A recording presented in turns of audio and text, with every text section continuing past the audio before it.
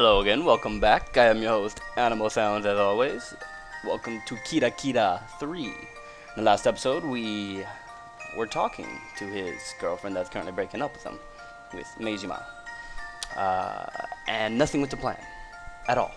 She just completely doesn't like him, pointed out every flaw, and couldn't really find anything good about him either. Kind of sad, pitiful. Anyways, moving on. どうも、今までありがとうございました。You now know who not to date? Jerk. They're both bowing down, sitting on their knees and putting their heads almost to the floor. They look like they just finished a shogi match.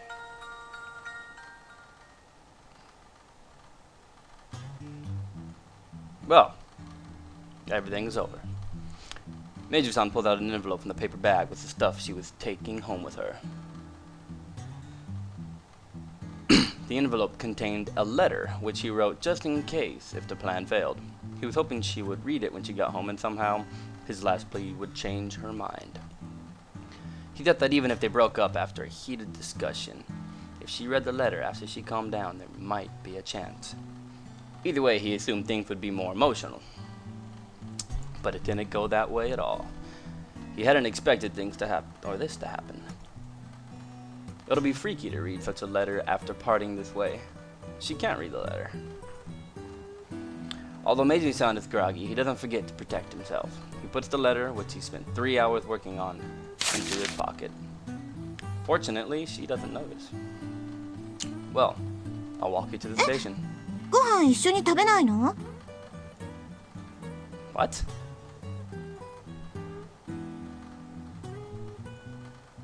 Sure, at that place near the station?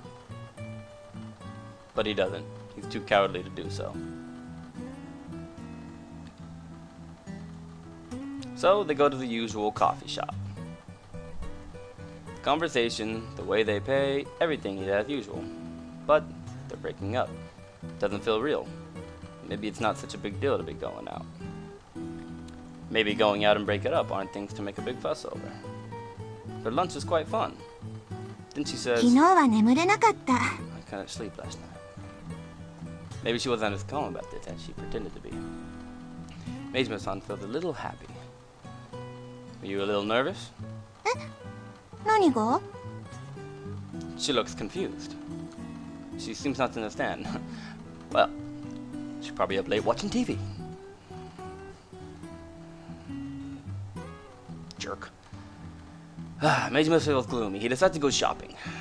Yeah, he usually doesn't spend too much money, but he feels like spending a lot today. Uh-oh. His ex is going home. The shopping center's on the way to her house, so they get on the same train. There's one empty seat. His ex tells him to take the seat. He usually lets her take the seat, but he reminds himself they've broken up, so he takes the seat. Then he realizes 2 empty seats in front of him. There's the seat over there. His ex takes a seat across from him. Meiji-san would move next to her, but they've broken up, so he stays where he is. She tilts her head, looking puzzled while patting the empty seat next to her. Meiji-san asks if it's really okay, and she nods. Why is she doing this? He moves over. だってこれじゃ不自然でしょ？ The ex says so while smiling, bitterly. You're right. Then under his breath, I'm so hopeless. Why am I so frightened? You are a pitiful man. Then they arrive at the station when they part. But there's no dramatic farewell. I never knew there's such a calm way to break up. そうなの？ She's smiling. 変わってるね。 What, really? Meiji-san only the strange one? He doesn't know. All he knows is that this is farewell, perhaps forever. They go to different schools. They live far apart. There's no connection between them unless they go out. He feels this is an important moment, but she has no special feelings toward him anymore, so doing anything dramatic wouldn't be good. Meiji-san thinks about it for a little while. You become happy. Strokes her hair as he says it. Seems appropriate. Meiji repeats it twice, and it looks like he's getting teary-eyed. Oh no, this isn't good. There's a lot of people around. He's doing his best to stay calm, but either getting red and there's something sparkly in her eyes. She's crying too, so she wasn't okay inside after all. No point thinking about it. Have a nice New Year. With those words, he turns and runs. That was close. He goes to the shopping center. With the new year getting closer, shops have beautiful decorations waiting for the new year to arrive. That cheerful atmosphere hurt Meijimi-san's heart. He doesn't feel like doing anything. He wants to go home, so he hops on the train. He comes home and he feels rather calm. Then he reflects. Things sure didn't go well today. Maybe he tried to act too much. Maybe he should have acted more maturely. Maybe would have made things a little better. But doesn't think it was a complete loss. The way they parted, maybe she might call again. It's important not to make a move himself. As he thinks, he realizes how calm he's being. Is he sad because he lost the girl he truly loves? Or is it because things didn't go as planned? He can't figure it out. Maybe coming up with such questions prove that he is heartless. He doesn't think so himself, but I guess others will see it that way. It's pretty much why he was dumped. The more he thinks about it, the more confused he gets. So even though it's only little past lunchtime, he goes to bed. This human being is me, Shikanosuke Meijima. I will be narrating the story, which is about to begin. Though, technically, I will be narrating the story. So, ha. I hope you'll stay with me until the end. I'm with you, man. Got your back. Kira, Kira. I have a feeling she's gonna show up later. Just thinking. The cold winter has ended and the season has changed to spring. The new school year starts, and I am now a grade higher. No way.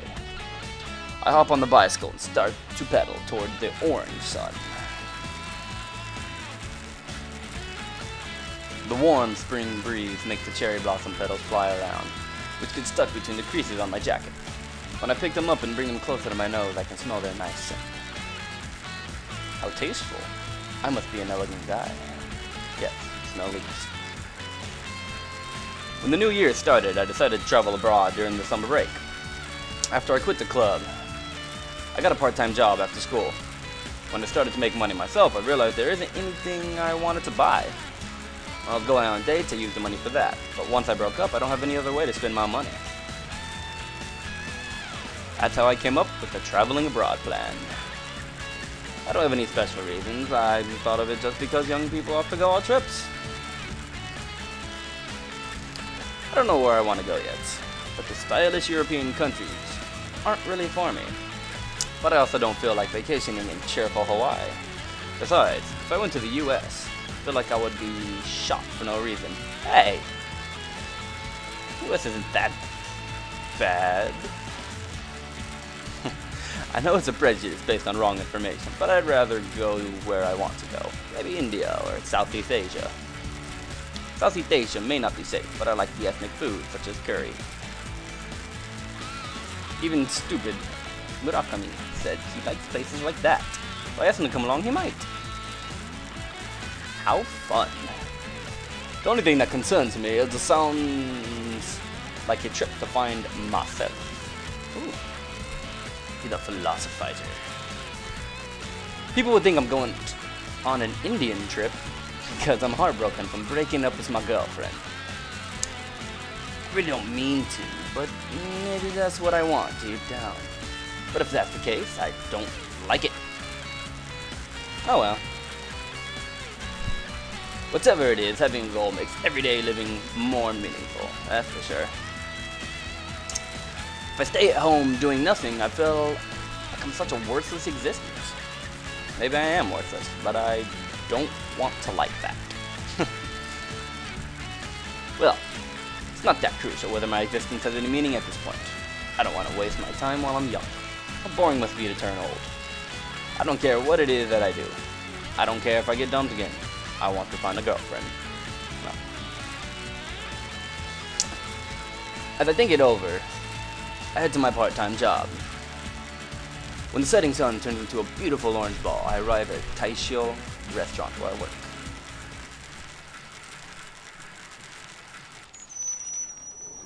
Employees can't park their bicycles in the parking area. So, although it's inconvenient, I have to take a bicycle through the narrow alley to park it in the employees' parking area. I push my bicycle carefully so it doesn't scrape the concrete wall. When I get to the parking area, I see someone. There's a girl in a uniform standing there all alone. It's a very large star. Excuse me. Oh, she already spoke.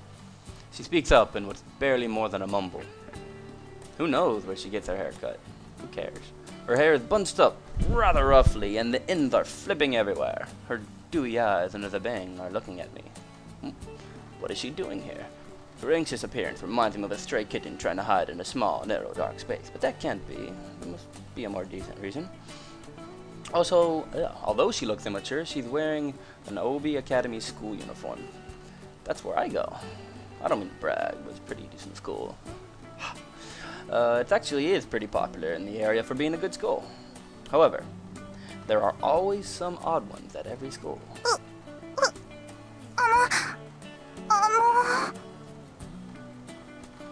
She's so nervous she can't even find the words. She might be very shy, but the way she's acting is kind of strange. What is it? I try to help her along. Then, as if on cue, the girl starts talking in a rush.